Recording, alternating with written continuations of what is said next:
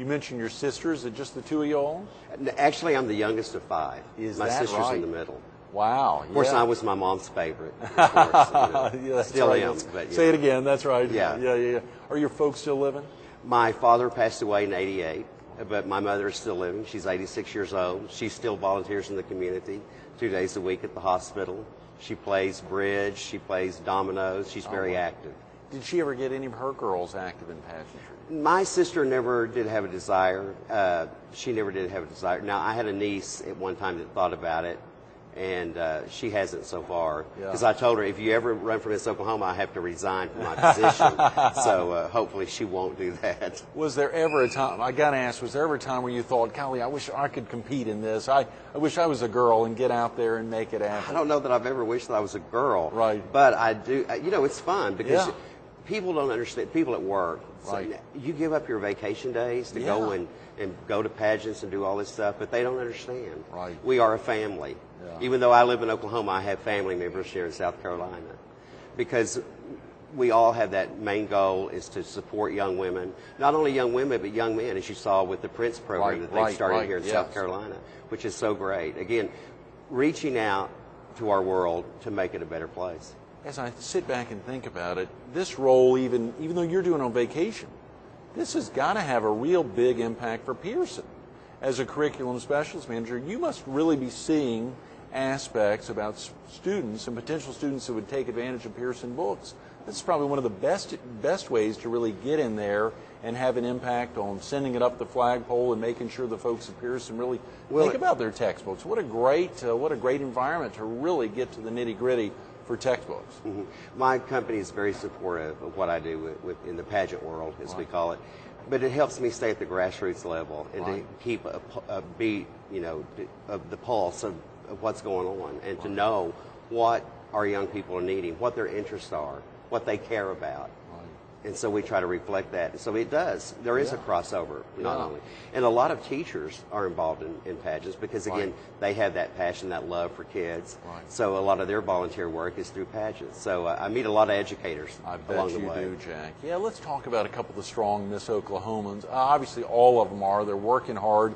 But if you had two that were Miss Oklahoma and later became Miss America, the excitement for you with that, I think you mentioned last week at one of the dinners that in Mississippi there have been 3 Miss Mississippis back-to-back who became a Miss America. 2. Oh, back. Okay. In 60, 61, I think. Oh, okay, great. So when we did that in 2006 and 2007, that was the first time since Mississippi. Is that right? And that was a surreal experience. It was just so exciting. And, both of those young ladies, you just meet a young girl and sometimes you just have that gut feeling that maybe this could happen.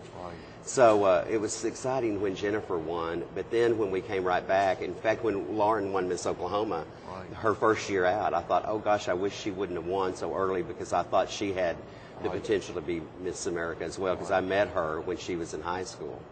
Didn't really know her, but just had met her and thought that she had that potential. So I was a little worried, just because it doesn't matter where you're from. Like the judges don't look when they go to Miss America what state the girl's from, but it's just that stigma of, what are the odds of winning back-to-back. And so when Lauren was left standing there with the Shyla Phillips Miss Texas, the final 2, it was just a feeling came over me. I thought she's going to do it. Wow. And she did. So that was exciting. That is a big deal. Yeah. How exciting for you, and an Jack, honor to be a part of that. Oh, yes.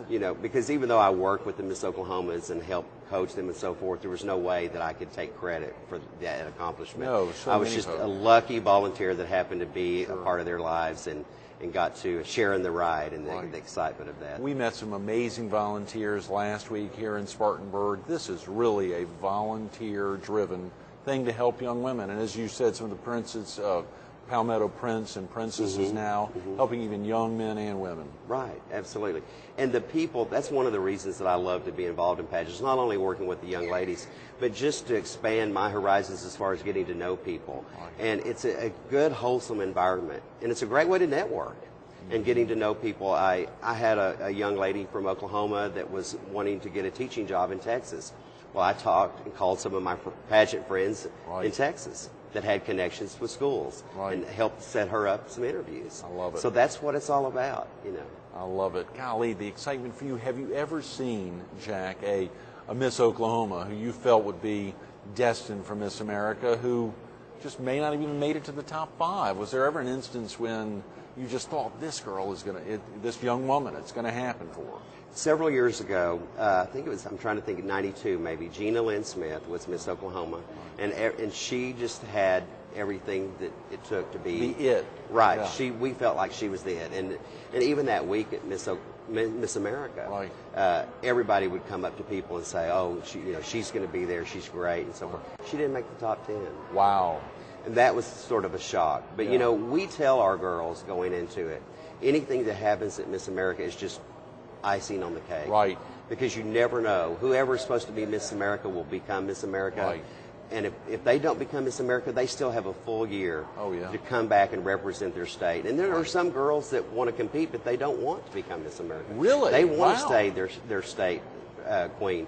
In fact, Lauren Nelson, after she gave up the crown of Miss America, said, "I felt robbed because I didn't get to be Miss Oklahoma for a full year. I want to come back and I want to compete for Miss Oklahoma." And we said, you won the big gold ball, so to speak. So and she can't do that. She can't do that. Oh no, No. But for the young ladies who can compete from 18 to 24, I'm sure they, as you say, love the enjoyment of competing. Right. Well, a lot of, in fact, Lauren said, she was almost disappointed that she won her first year because she just loved competing and being there at Miss Oklahoma that week and working with the girls and so forth. Of course, she was very grateful for the opportunity that was afforded her as first-year contestant to win her state pageant and then go on to win Miss America. But she still wants to be around. In fact, she was at Miss Oklahoma this year. She emceed. But she was right there at all the practices with the girls, just still involved, still very passionate about the program and very appreciative of the opportunities that have been given her. We've just got a couple of minutes, Jack. Of course, the other 3 judges, myself, loved having you as a head judge last week. But as we think about judges on a state level, what about the judges for the Miss America pageant? How are they selected and who selects them? Well, the Miss America board selects the judges, and they come from all walks of life. Right. And several of the judges have no pageant experience, which is a good thing, so they can have a fresh look and a fresh eye on as they meet the girls and learn about the girls. But also, sometimes they'll have 1 or 2 people, maybe a former Miss America, usually is on the panel as well, to help give some insight about the job responsibilities and what happens to that girl during that year. Because it is a whirlwind year. Oh, yeah. It's not just all the gowns and waving and all those things. It's hard work. Right. For folks who may not have experienced that or ever even watched a Miss America pageant or know what it's all about, what's that final night like? I was thinking about questions. Are there ever questions that are just tough as all get out, that just absolutely catch the girls off guard? But what's it like for them? You've attended even quite a few Miss Americas. Yes, I have. Well, actually, that final night, it's magical, but yet it is stressful, especially when it gets down to that final 5 and they ask the questions. Right. In fact, I was a little upset with Lauren Nelson's final 5 question because they asked her what she could do to help close the gap with salaries for men and women. Well, here you are standing on a stage with all these people watching, knowing that in 10 minutes, maybe less, your life could change forever. Well, as intelligent as you may be, your first thoughts are not maybe solving a social discretion like salaries for men and women. Right. So I felt like that was sort of an unfair question for her to ask. As I said earlier, we're not asking these girls to solve the world, to have a world peace, like people say, or to solve the war. The war. I mean, they have their opinions and they have their convictions about things, but yet we shouldn't look at a girl that's competing for a scholarship to have the solutions for everything. We're not looking for a Jeopardy contestant. We're looking for a girl that has that desire, that commitment, and that passion to make a difference in her world. Right. How exciting, Jack. Golly. As you think about it for you, as you look back on the 34 years, that first experience of having attended on behalf of your friend, the friend there in college, and then having joined that judge's orientation or the judge sign up, what's been the most exciting aspect for you over the last 34 years of your involvement? Well, every year brings a different thing to the table. But, of course, with Jennifer and Lauren winning Miss America. But every year, just getting to know the new Miss Oklahoma and getting to work with her, and not only her, but the other contestants, it's been a life-changing experience for my life. It's one of those experiences that I never anticipated. You know, jumping in a car with a bunch of college students, it was just a fun road trip. Right. But that road trip came into a journey that has affected and changed my life forever. That's tremendous, Jack. Thanks so much for being with us Thank this you, morning. Greg. You're amazing. Absolutely. Stay tuned to more Carolina People with Jack Cooper coming up next. How many folks are able to volunteer throughout the year in something they're really passionate about that has a tremendous impact on what they do as a professional? The experiences for Jack here working for an amazing company like Pearson, and day in, day out, working with these young ladies and all the volunteers throughout the Miss Oklahoma pageant and throughout pageants like Miss South Carolina or Miss Texas or Miss Illinois, as he travels around the country and interacts with these young ladies, the impact for him and how it's positively impacted his company.